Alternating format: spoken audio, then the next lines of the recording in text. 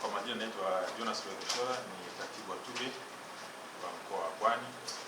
Nashukuru sana leo tumepata ugeni ambapo mwenyekiti wetu wa TUGHE mkoa wa Pwani ambaye pia ni mwenyekiti wa wanawake ngazi ya taifa TUGHE ametutembelea hapa, lakini zaidi ya yote ametuletea kitendea kazi kwa ajili ya zoezi zima linaloendelea la uchaguzi.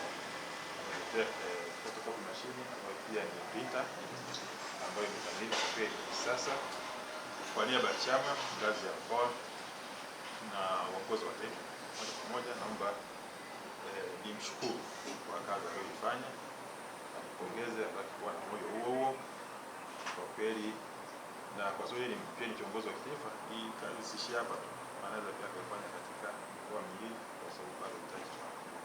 Nashukuru sana.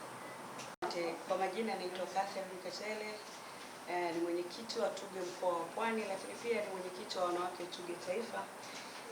Nilikuwa katika mizunguko yangu katika ofisi yangu ya TUGHE wa mkoa kuhakikisha mambo yetu ya uchaguzi yanaenda sawa sawa. Huu ni mwaka wa uchaguzi katika chama chetu na tunaanza katika chaguzi za matawi. Nilipita katika ofisi yangu kuhakikisha watu watapata fomu bila usumbufu, na katika kuhakikisha hilo niliona nilete kifaa cha kisasa ambacho ni printer ambayo ina photocopy na kuskani kwa ajili ya kurahisisha kutoa fomu kwa watu ambao watahitaji kugombea. Kwa hiyo kama alivyosema katibu, nimefanya katika mkoa wangu, lakini namuomba Mwenyezi Mungu anipe nguvu na heri, nitaweza. Kama nitaweza nitafanya na mikoa mingine, lakini nimeanza kwenye mkoa wangu wa Pwani ambapo nimehakikisha zoezi la uchaguzi linaenda sawa sawa. Nashukuru sana.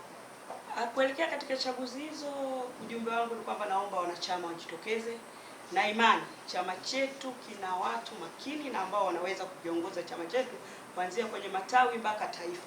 Kwa hiyo nina imani kubwa na natoa shime watu wajitokeze, lakini kwa nafasi ya pekee natoa shime kwa wanawake wajitokeze kwa wingi, wasiogope kugombea nafasi hizi za wenyekiti wa mikoa na vyeo vyote, wenyekiti taifa na vitu vingine.